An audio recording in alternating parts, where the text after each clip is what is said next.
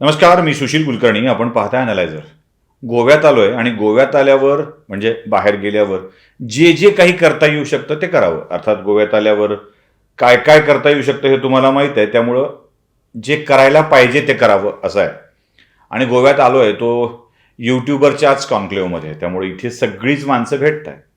आता अजून एका व्यक्तीची मुद्दाम आपण भेट घेतोय आणि त्या आहेत CA. आता तुम्ही म्हणाल राजकीय चॅनल, CAशी गप्पा, हा काय प्रकार आहे? तर हो, आपण CAनाच भेटतोय आणि त्या आज तुमच्या सगळ्यांच्या ओळखीच्या आहेत. माझ्यापेक्षाही जास्त सगळ्यांच्या ओळखीच्या आहेत, म्हणून आपण इंटरव्ह्यू घ्यायचा, बाकी काय नाही. नमस्कार रचनाजी, स्वागत आहे आपलं अनालायझरमध्ये. धन्यवाद. आता कोण आहेत ते कळलं असेलच. गप्पांना सुरू करूया. अगदी. मुळात आता युट्यूबवर काहीही मिळायला लागलंय. जसं आधी गुगल करा म्हणायचे ना, खरंय. तसं आता युट्यूबवर काहीही मिळायला लागलंय. अगदी युट्यूबवर डॉक्टरही मिळतो, युट्यूबवर CA आता मिळायला लागलाय. खरंय. आणि हे सगळं तुम्ही सुद्धा आता खूप छान पद्धतीनं देताय. तुम्हाला ही कल्पना का सुचली? मी तर मूळ शिक्षिकाच आहे. 2008 साली माझं CA झालं. त्याच्यानंतर लगेचच मला शिकवायची अगदी हौस होती लहानपणापासून. माझी आई शिक्षिका होती. त्याच्यानंतर दोन्ही आजोबा शिक्षक होते, एक आजी शिक्षिका होती. So may be runs in the blood म्हणतो तसं असू शकेल कदाचित. मग लगेचच शिकवायला लागले. 9 ते 19 शिकवत होते. आणि CAमध्ये कसं असतं माहिती आहे का, टिपिकली अमेंडमेंट्स येत राहतात अगदी शेवटपर्यंत. आणि त्या अमेंडमेंट्स विद्यार्थ्यांपर्यंत पोचवायच्या कशा. मग तेव्हा हे असं सुरू झालं 2015 पासून की अमेंडमेंट्स आपण त्याचा व्हिडिओ बनवू आणि यूट्यूबवर टाकूयात. सो ॲक्च्युली पहिला व्हिडिओ माझा 2015 साली यूट्यूबवर गेला. आणि त्याचं मूळ कारण हेच होतं की विद्यार्थ्यांपर्यंत लेटेस्ट ज्या लॉमध्ये काय काय अमेंडमेंट्स येत आहेत ते पोचवण्यासाठी. सो 2015 ते 19 फक्त आणि फक्त CAच्या विद्यार्थ्यांना केटर केलं. आणि 19मध्ये जेव्हा 10 वर्ष झाली माझ्या या सगळ्या टीचिंगच्या प्रोफेशनला, तेव्हा म्हणलं आता जरा CA सोडून काही वेगळ्या विषयावरती यूट्यूबवरती व्हिडिओ टाकावा का. म्हणून मग स्टॉक मार्केट हा जो भयंकर जवळचा विषय आहे माझ्या मनाच्या, त्याच्यावरती व्हिडिओ बनवला. पण तो क्लासरूम मधलाच व्हिडिओ होता. म्हणजे तुम्ही जर तो व्हिडिओ बघितला तर 90 मिनिटांचा व्हिडिओ आहे. आणि तो मी वर्गात शिकवते असा व्हिडिओ आहे. सो मी कॅमेराकडे एकदाही बघितलेलं नाही त्या 90 मिनिटांमध्ये. आणि तो शिकवला आणि मग एक विद्यार्थी म्हणला, मॅडम एवढं छान झालं आपलं लेक्चर रेकॉर्ड, तर यूट्यूबवर टाकून द्या. मग म्हटलं एवढा मोठा व्हिडिओ जातो का यूट्यूबवर, मला माहिती पण नव्हतं माहिती तेव्हा. म्हटलं बघा ठीक आहे टाकून बघूयात. टाकला आणि रिस्पॉन्स खूपच छान आला. सो तेव्हापासून एक ती प्रेरणा मिळाली की अजून कॉन्टेंट. आता तर काय, रचना रानडे युट्यूब मधलं स्टॉक मार्केटचं एक मोठं नाव आहे. तुम्ही अनेकांना व्हॉट्सअपवर करून सल्ले पण देता. नाही, बाकी सल्ले पण तुम्ही देता ह्याच्या विषयामध्ये, युट्यूबवर बोलण्याच्या सांगून करून. व्हॉट्सअपवर नाही, माफ करा, व्हॉट्सअपवर नाही, तुम्ही सल्ले पण देता. असं कधी होतं का की तुम्ही दिलेला सल्ला, युट्यूबवर दिलेला सल्ला, तो लोकांना आवडला नाही, म्हणून लोक त्यात फसले, अडकले आणि म्हणून मग तुम्हाला ब्लेम केलं? सो म्हणूनच मी ऍक्च्युली सल्ला या शब्दालाच पहिल्यांदा लगेचच नाही म्हणले. का सांगते त्याच्या मागे, कारण ना माझ्या क्षेत्रामध्ये सेबी ही गव्हर्निंग बॉडी आहे, ही रेग्युलेटरी बॉडी आहे. आणि एखाद्या स्टॉक विषयी सल्ला कोण देऊ शकतं ह्याच्यामध्ये काही बंधनं आहेत. तुम्ही आयडियली त्यांच्या एक्झाम्स पण आहेत, त्याच्यासाठी काही क्वालिफिकेशन्स आहेत. त्याच्यामुळे सल्ला मी यूट्यूबवर कधीच दिला नाही आणि कधी देणार पण नाही. सल्ला आणि शिक्षण ह्याच्यातला फरक मला काय वाटतो हे मी तुम्हाला सांगते. सल्ला म्हणजे कसं, मी अमुक सांगते, हा स्टॉक या प्राइसला विकत घ्या, ह्याचा स्टॉप लॉस एवढा आहे आणि हा एवढ्याला जाणार, हा झाला सल्ला. आणि जेव्हा मी एखाद्या स्टॉकचा अॅन्युअल रिपोर्ट घेते, त्या अॅन्युअल रिपोर्टमध्ये काय काय दिलंय बुवा, मॅनेजमेंटचं काय म्हणणं आहे, बॅलन्स शीटमध्ये काय आकडे दिलेले आहेत, ह्याचा ॲनालिसिस कसा करायचा. सो मी ॲनालिसिस मांडते रादर दॅन तुम्ही सल्ला हा शब्द वापरला तो. सो ह्याच्यात डिफरन्स आहे. पण तरी सुद्धा काही लोकांना सल्ला वाटत असतो, म्हणून मी धडधडे डिस्क्लेमर देते, दिस इज अन एज्युकेशनल व्हिडिओ. ह्याच्यात हा शैक्षणिक स्वरूपाचा आहे, त्याच्यामुळे सल्ला म्हणून कोणी घेऊ नये. तरी सुद्धा काही लोकांना वाटतंच की मी अॅनलाइज केलंय म्हणल्यावर काय भारी असू शकेल का काय. सो मी माझ्याकडनं पूर्णपणे सांगायचा प्रयत्न करते की तुम्ही तुमचा अॅनालिसिस करा आणि मगच एखादा जो काय तुम्हाला निर्णय घ्यायचा आहे तो तुम्ही घेऊ शकता. ठीक आहे. आता हे वाद होणार आहे, चर्चा होणार आहे. जितका माणूस प्रसिद्ध होत जाईल तितकं त्याच्याविषयी प्रवादही वाढत जातात, काही लोकांचा विरोध वाढत जातो. तुमच्या एका मुद्द्यावर मला तो इंटरेस्टिंग वाटतो, त्याला वाद घालायचा म्हणून नाही बोलत आहे मी, किंवा मला त्या मुद्द्याला वादग्रस्त म्हणून समोर आणायचं नाही. साधारणतः प्रत्येक मराठी घरात, प्रत्येक मध्यमवर्गीय घरात घर, स्वतःचं घर ही संकल्पना खूप अशी जिव्हाळ्याची असते. काही वर्षापूर्वी, म्हणजे माझ्या पिढीच्या आधी, फंडाचे पैसे आले की घर घ्यायचं आणि तोपर्यंत भाड्याच्या घरात राहायचं, अशी मानसिकता होती. तिथे घर घेणे या शब्दात तुमच्या विषयावरती म्हणजे आमच्याकडे पण एक म्हण आहे म्हणजे शहाणी माणसं भाड्याने राहतात आणि मूर्ख माणसं घर घेऊन बांधतात असं आमच्याकडे म्हणतात लोक. म्हणजे अति म्हण सगळ्या भागात आहे. मराठवाड्यात सुद्धा असंच म्हटलं जातं की मोठं घर बांधणारी माणसं मूर्ख असतात आणि शहाणी माणसं त्यात भाड्याने येऊन राहतात. ते सोपं आहे असं पण म्हटलं जातं. पण तुमच्याविषयी मात्र तो नेमका चर्चेचा आणि असा मस्त गप्पांचा विषय तो होऊन जातो. हे काय भानगड आहे? मी इनफॅक्ट माझ्या इंग्लिश चॅनलवरती ह्याच्यावर व्हिडिओ बनवला आणि थँक्यू तुम्ही आठवण केली. हा मी मराठीमध्येही बनवीनच. सीए रचना रानडे मराठी नावाचा चॅनल आहे. लगेच सबस्क्राईब वगैरे करू शकता तुम्ही. हरकत नाही, ते तर मी सांगणारच आहे.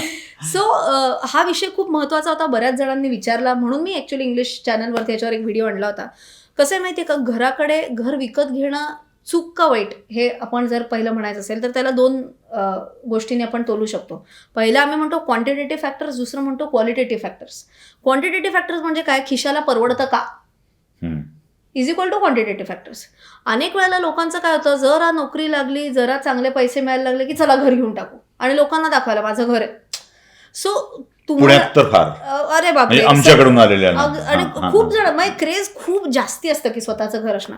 सो मी सगळ्यात पहिल्यांदा सांगते की परवडत आहे का नाही हे आधी बघा. म्हणजे मी पण आता विचार करा, मी सीए पहिल्या फटक्यात झाले, माझं नवरा पण सीए आहे. So double engine so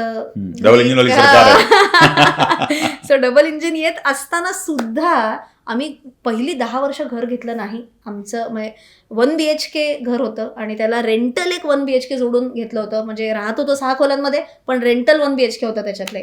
so आम्ही म्हटलं की ठीक आहे ना, माझ्या सासू सासऱ्यांचं घर आहे इज इक्वल टू आपलंच घर आहे, त्याच्यात काय असं त्यांचं आणि माझं वेगळं असं काही मानण्याची गरज. आईचं घर, बाबांचं घर आणि आपलं घर, बाबांचं घर, माझ्या सासू सासऱ्यांचं घर, हे तुम्हाला मानता आलं पाहिजे. आणि म्हणून मग तेव्हा हा हट्ट नाही केला करिअरच्या सुरुवातीला. म्हणून जेव्हा एक असं वाटलं की हो आज माझ्या खिशाला घर परवडू शकेल, तेव्हा जो हा निर्णय घेतला ना, तेव्हा टेन्शन फ्री निर्णय घेता आला, नीट विचार करून निर्णय घेता आला. आता त्या फेजला म्हणजे माझं लग्न झाल्यानंतर जवळजवळ 10 वर्षांनी घर घेतलं. ते का घेतलं तर तो क्वालिटेटिव्ह फॅक्टर झाला. तेव्हा असं झालं की मुलगा लहान होता आणि मग आम्ही सिंगल स्टँड अलोन बिल्डिंगमध्ये राहायचो. त्याला जास्ती मित्रमैत्रिणी नव्हते, एकच बोंबलाल मित्र. मग त्याच्याशी भांडण झालं की मग आई आता मी काय करू. सो तेव्हा मग असं वाटलं की अरे मोठी सोसायटीमध्ये जावं का, कुठंतरी त्यालाही जास्ती मित्रमैत्रिणी मिळतील. ती एक लाईफस्टाईल अपग्रेडेशनमध्ये गेलं. सो घर विकत घेताना पहिलं खिशाला परवडतं का, आणि दुसरं लाईफस्टाईल अपग्रेड करायची असेल तरी सुद्धा घर घ्यायला हरकत नाही. पण कोणीही जल्दबाजी न करता त्याच्यात व्यवस्थित विचार करून मग घेणं जास्ती योग्य. आता एक साधा प्रश्न जो सामान्य माणसाला असतो, म्हणजे मराठवाड्यातून, पश्चिम महाराष्ट्रातून पुण्यात येणारी, नोकरीला लागलेली, कामधंदा करणारी, मुंबईत स्वतःच्या करिअरसाठी येणारी प्रचंड पोरं आहेत. म्हणजे अगदी आणि वेड्यासारखी ती कमाईच्या मागं लागलेली आहेत. या सगळ्या शर्यतीमध्ये या पोरांच्याकडून, खास करून IT मधल्या, बचत नावाचा प्रकारच घडत नाही. म्हणजे मी पुण्यात एक गंमत म्हणून सांगतो. ऑटो रिक्षामध्ये बसलो आणि मला जातो अमेनॉरला मॉलला. तेव्हा तिथे जाताना मी ऑटो रिक्षावाला विचारलं की आज गर्दी खूप दिसते. तो मला, साहेब पगार काल झाली आहे, आज 1 ते पुढचे 8 तारीख सगळे IT वाले मॉलमध्ये असतात. हे त्या रिक्षावाल्याचं होतं. 8 नंतर कमी होतात आणि 15 नंतर हे मॉलकडे फिरकतच नाहीत. हे त्या ऑटोवाल्याचं निरीक्षण होतं. या सगळ्या प्रकारामध्ये बचत नावाचा प्रकार कसा असावा, म्हणजे किती असावी, त्याची उत्पन्न कसं असावं, खास करून या तरुणाईला करणं आवश्यक आहे. कारण 10 वर्ष 15 वर्ष पुण्यात घासून 2 BHK फ्लॅट सुद्धा यांच्या मालकीचा होत नाही. ही यांच्या कमाईची वाईट अवस्था आहे. ती कशी असली पाहिजे बचत? सिम्पल, मी त्याला एक नियम सांगते. मग आपल्याला लहानपणापासून असं शिकवलं असतं की जे काय तुम्हाला मिळणारं उत्पन्न असतं, उत्पन्न वजा खर्च इज इक्वल टू बचत, असं आपल्याला सांगितलं असतं. मी म्हणते हे थोडंसं गणित बदललं पाहिजे. उत्पन्न वजा बचत इज इक्वल टू खर्च असलं पाहिजे. अच्छा, म्हणजे पहिला प्रेफरन्स बचत पाहिजे. जेव्हा आपल्याला तो एक छान गोड मेसेज येतो की your account has been credited, त्याच्यातनं पहिली बचत बाजूला काढली पाहिजे आणि मग उरतील तेवढेच पैसे खर्च झाले पाहिजेत. हे जर तुम्ही अप्रोच फॉलो केला तर आय थिंक एका शिस्तबद्ध पद्धतीने बचत होऊ शकते. आता बरेच जण म्हणतात की ते बाजूला काढायचे म्हणजे काय करायचं. सो त्याच्यासाठी सिम्पल असू शकतं, तुम्ही स्टँडिंग इन्स्ट्रक्शन्स देऊ शकता बँकेला. स्टँडिंग इन्स्ट्रक्शन म्हणजे काय, बँकेला एकदा सांगायचं दर महिन्याच्या, लेटेस्ट तुमचा पगार होतो 1 तारखेला, तर एक 2-3 दिवसांचा बफर ठेवून कधी एम्प्लॉयरनी पुढे मागे झालं पैसे द्यायला, तर लेटेस्ट दर महिन्याच्या 5 तारखेला तुमच्या अकाउंटमधनं डेबिट व्हायलाच पाहिजेत. आणि एखादा लेटेस्ट तुम्ही म्युच्युअल फंड ठरवलेला आहे किंवा एखादी रिकरिंग डिपॉझिट ठरवलेले आहे, काय तुम्ही जी एखादी इन्व्हेस्टमेंट ॲव्हेन्यू जो तुम्ही ठरवलेला असेल तिथं पहिले पैसे जमा झाले पाहिजे. आता उरलेच कमी की मग तुमचा खर्च आपोआप कमी होतो. मला आठवतंय मी माझ्या आयुष्यातला पहिला पगार 20,000 रुपये होता. सीए झाल्या झाल्या ताबडतोब जी पहिली नोकरी मिळाली होती त्याच्यात मी 5,000 रुपयाची SIP सुरू केली होती. सो आता तेव्हा असं वाटायचं बापरे 5,000 रुपयाची SIP, मग उरलेल्या पैशातनं पेट्रोलही काढायचं, मग त्याच्यानंतर टेलिफोनचं जे काय असेल ते किंवा जे काय घर खर्चाला मी एक तेव्हा कॉन्ट्रीब्यूट करायचं ठरवलं होतं ते उरताना हातात जेमतेम 1-2 हजार उरायचे शेवटी महिन्याच्या अखेरी. पण तो 5,000 रुपये जेवढेही वाटायचे 2 वर्षात ते 5,000 एवढीशी वाटायला लागले. कारण तुमचं इन्कम ज्या प्रपोर्शननी वाढत जातं त्यांनी आपोआप ते तुम्हाला कम्फर्ट देऊन जातं. पण ते 5,000 वयाच्या 21व्या वर्षीपासून केल्यामुळे आज 38व्या वर्षी असं वाटतं की जेवढे सेव्ह करायचं टार्गेट होतं ते होऊन पण गेलं माझं पूर्ण. सो पहिला मी म्हणलं असं गणित बदलणे आणि दुसरं किती बचत करावी त्याच्यासाठी एक 50-30-20 रूल असतो. 50% तुमच्या गरजांसाठी गेले पाहिजेत, 30% तुमच्या लक्झरीसाठी गेले पाहिजेत, आवडींसाठी गेले पाहिजेत आणि 20% बचत झाली पाहिजे. म्हणजे एकूण कमाईच्या 20% बचत झालीच पाहिजे, कंपल्सरी झाली पाहिजे. आणि ती मी म्हणलं असं पहिली बाजूला पडली पाहिजे. म्हणजे 100 रुपये जमा झाले की पहिले 20 बचत झाली पाहिजे आणि उरलेल्या 80 मधनं तुम्ही 50 तुमचे काय रोटी कपडा मकान इंटरनेट सगळ्या ज्या गरजा आहेत त्याच्यात जाऊ शकतात. आणि 30 रुपये मी तर म्हणते जा ना शॉपिंग मॉलमध्ये. आता तुम्ही काय हम जीते एक बार आहे मरते एक बार आहे पॅटर्न आहे. प्रॉब्लेम असा होतो की लोक शॉपिंग मॉलमध्ये पूर्ण 80 नाही पूर्ण 100 खर्च करायला जातात. तिथं माझा आक्षेप आहे. मॉलमध्ये जाण्यात माझा आक्षेप नाही. पण तुम्ही 30 रुपये तुमच्या हौशी मौजीसाठी लोन काढणं होतं पुन्हा मग आहेच पैसे तर लोन करा, क्रेडिट कार्डवर घ्या. सो इनफॅक्ट क्रेडिट कार्डकडे पण ना बघण्याचा दृष्टिकोन का लोकांचा वाईट असतो, कारण तिथं तुमच्याकडे डिसिप्लिन नसते, शिस्त नसते. क्रेडिट कार्ड जर तुम्ही स्मार्ट पद्धतीने वापरलं तर त्याचे इतकं भारी इन्स्ट्रुमेंट नाही. 50 दिवस तुमच्या हातात आहे. फुकट. आम्ही तर सुरुवातीला असं करायचो की ICICI क्रेडिट कार्ड मधनं जेवढे स्वाईप केले त्याच बँकेत FD करायची 45 दिवसांची. सो त्यांच्याकडनंच व्याज घ्यायचं आणि त्यांचंच क्रेडिटने वापरायचं. तर असे भरपूर उपद्व्याप केलेले आहेत. सो शिस्त जी तुम्हाला नेहमीच्या लाईफमध्ये उपयोगी पडते तीच तुम्हाला फायनान्शियल वर्ल्डमध्ये पण उपयोगाची. एक छोटा शेवटचा प्रश्न, बचतीचा विषय तुम्ही सांगितला. पहिल्या दिवशी 5,000 रुपयापासूनचा तुमच्या बचत करायचा, म्हणजे हा प्रश्न नाही आहे, ऑब्झर्वेशन आहे फक्त. बचतीचा छंद, नाद आणि सवय बाईलाच असते का फक्त? यासाठी विचारलं की अशी सवय मला माझ्या बायकोनं लावली म्हणून. बरं, माझ्या मते ट्रेडिशनली आपण बघितलं तर जनरली पुरुष प्रधान संस्कृती आहे आपली. सो जनरली बऱ्याच घरांमध्ये एक पिढी तुम्ही वरती गेला किंवा 2 पिढ्या तुम्ही वरती गेला तर फक्त नवरा जो म्हणजे घरातला करता पुरुषच म्हणायचे, करता स्त्री हा शब्द नव्हताच माझ्या मते 1-2 पिढ्या अलीकडे. सो ठराविकच होतं की नवऱ्याने जे काही पैसे कमवले त्यातले काही पैसे तो त्याच्या बायकोच्या हातात द्यायचा आणि मग बायकोला काय करायचं असतं की ते जे पैसे मिळतात त्याच्यातच घर भागवायचं आहे आणि त्याच्यातनंच तिच्या स्वप्नातलं ते 1 ग्रॅम सोनं जे काय तिला आणायचं असायचं ते पण करायचंय. सो तेव्हापासनं कदाचित ती बचतीची जी एक जीन्समध्ये तिच्या यायला लागलं बाईच्या, ते हळूहळू करत आपल्याला जनरेशन टू जनरेशन पास झालं आणि म्हणून कदाचित स्त्री बचतीमध्ये थोडी एक शेड वरती आहे असं म्हणायला हरकत नाही. पण प्रॉब्लेम येतो जेव्हा तिला इन्व्हेस्ट करायचे असतात. सो अजूनही स्त्रिया पटकन FD करा म्हणलं तर करतील, सोन्यात गुंतवा म्हणल्यावर करतील, पण म्युच्युअल फंड म्हणल्यावर नको बाबा ते आम्हाला जमणार नाही. पण I think times have changed. आता मुली पण कमवायला लागलेल्या आहेत इक्वल. माझ्या ओळखीत किती जणी अशा आहेत, माझंच उदाहरण जरी घेतलं तरी माझा नवरा पण CA आहे, तो पण एका जर्मन MNC मध्ये जॉब करत होता. पण जेव्हा तो म्हणला की मला एका पॉईंटला लक्षात आलं की तुझं करिअर जास्ती चांगलं क्लिक होतंय, सो कुठलाही इगो न बाळगता त्यांनी त्याचा जॉब सोडला आणि आज तो मला माझं एक स्वप्न होतं की आर्थिक साक्षरता वाढवणे त्याला त्यांनी जॉईन केलं. सो असे खूप कमी इन्स्टन्सेस बघायला मिळतात की जिकडं नवरा होल हार्टेडली त्याच्या बायकोला सपोर्ट करतो आहे, स्वतःचं करिअरमधनं एक पाऊल मागे घेऊन सुद्धा ॲज अ सपोर्टिंग रोल येतो आहे. सो ते मी माझ्या आयुष्यात बघितलं. माझ्या कमीत कमी 4-5 मैत्रिणी अशा आहेत की ज्यांच्या आयुष्यातही हे घडलेलं आहे. सो नवरे खूप हॅपीली बॅकस्टेजवर थांबून बायकोच्या ड्रीमला सपोर्ट करत असतात, त्यांच्या बिझनेसला सपोर्ट करत असतात. सो बायका पण खूप चांगल्या कमवायला लागल्यात, पण पैसे मॅनेज करायचं आलं की आमचे हे बघतात, राईट. सो आता ही कुठेतरी मेंटॅलिटी बदलायला पाहिजे असं मला वाटतं की ॲटलिस्ट मी काय म्हणते की ठीक आहे तुम्हाला डिसिजन्स नाही ना घ्यायचे, माहिती पाहिजे कुठे घरात काय. मग जरी तुम्ही म्हणला की नवऱ्याने फायनान्शियल डिसिजन घेतले, मी विचारलं ना काय मग कुठे गुंतवणूक आहेत, माहित नाही. हा गुन्हा आहे असं माझं मत आहे. म्हणजे बायकांना सगळीकडे काय पाहिजे, इक्वॅलिटी पाहिजे, आम्हाला इक्वल ऑपॉर्च्युनिटी. मग तुम्ही फायनान्समध्ये का नाही इक्वल पार्टिसिपेशन करत? निदान माहिती तरी असावी. कोरोनात अशा किती केसेस घडल्या की अनफॉर्च्युनेट सिनारिओमध्ये हो. हजबंडची डेथ झाली हो. आणि माहितीच नाहीये बायकोला कुठे पैसे किती गुंतवलेत काय. सो हे होऊ नये म्हणून सगळ्या तुमच्या चॅनलवरच्या व्ह्युअर्सला एक मनापासून विनंती करते की नवरा बायको एकत्र बसा, तुमच्या घरात काय काय फायनान्सेस तुम्ही मॅनेज केलेले आहेत ते साध्या कागदावर लिहून काढा. वाटलंच तर एक्सेल आवडत असेल तर एक्सेलमध्ये मांडून काढा आणि दोघांना माहिती असावं की कुठे कुठे बँकेत FD आहे, त्याचे नॉमिनी कोण आहेत, बँक अकाउंट्स कुठे कुठे आहेत.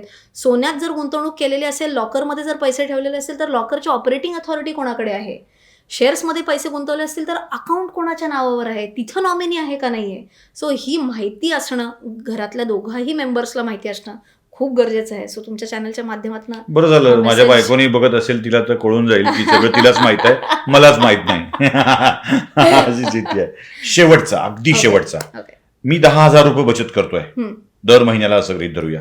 या 10,000 बचतीचे तुकडे कसे असले पाहिजेत, म्हणजे म्युच्युअल फंडात किती असलं पाहिजे, FD किती असलं पाहिजे, SIP किती असल्या पाहिजेत, RD कशी असली पाहिजे. ह्याला एक उत्तर नसू शकतं. रिझन सिंपल आहे, प्रत्येकाची जोखीम घेण्याची क्षमता वेगळी असते. 3 इडियट्स तुम्ही चित्रपट बघितलाच असेल, त्याच्यातला जो रणछोडदास छानछोड होता त्यांनी 10,000 पैकी 9,000 स्टॉक मार्केटमध्ये टाकले आणि 1,000ची FD केली तरी त्याला काही फरक नाही पडणार आहे मार्केट पडलं तरी, कारण तो मुळातच खूप श्रीमंत माणूस आहे. पण राजू रस्तोगीचं जे कॅरेक्टर होतं त्यांनी जर 9,000 स्मॉल कॅप्समध्ये टाकले, स्टॉक मार्केटमध्ये टाकले आणि मार्केट कोसळलं तर त्याला परत वरनं उडी मारायला लागेल. सो तुमची रिस्क ॲपेटाईट किती आहे, जोखीम घ्यायची क्षमता किती आहे, त्याच्यावरनं तुमचं पोर्टफोलिओ डायव्हर्सिफिकेशन बदलतं. जर एखादा माणूस रिस्क घेण्याच्या जास्ती त्याला केपेबल नसेल तर त्यांनी जास्तीत जास्त ॲलोकेशन फिक्स्ड डिपॉझिटमध्ये करावं. साधारण म्हणजे मी सांगू शकते तर 50 ते 60% कमीत कमी अशा लोकांनी सेफ इन्स्ट्रुमेंट्समध्ये करायला पाहिजे, जेणेकरून रात्री झोप चांगली लागेल. उरलेले एक 20% साधारण म्युच्युअल फंड्स, गोल्ड अशा ठिकाणी असू शकते आणि बॅलन्स 10 ते 20% स्टॉक्समध्ये टाकू शकते. हेच विरुद्ध असेल, एकदम रिस्क टेकर आहे, व्यवस्थित फायनान्शियली ठीक आहे, तर तुम्ही बरोबर उलटं करू शकता आणि हाफ वे थ्रू असेल तर मग बॅलन्स आउट करा. चला, तुम्ही कशा आहात तुम्ही ठरवा. रचनाजींच्या सल्ल्यांना नाही, रचनाजींच्या ऑब्झर्वेशन्सला आपण पाळायचं की नाही हे ठरवायला पाहिजे. दुसरी गोष्ट, खरंच बायकोला सांगा की काय काय कुठे कुठे गुंतवलंय. माझ्यासारखा बायकोला विचारेल, आपण सगळे सांगू शकता. रचनाजींच्या चॅनलला लाईक, शेअर, मराठीतला आहे, सबस्क्राईब करायला विसरू नका. अॅनालायझरला तर करतच राहा. आणि तुमचे खूप खूप आभार, धन्यवाद. गप्पा मारले, बरं झालं. या कॉन्क्लूजच्या निमित्ताने गोवात रचना रानडे भेटल्या. क्या बात आहे. धन्यवाद. नमस्कार.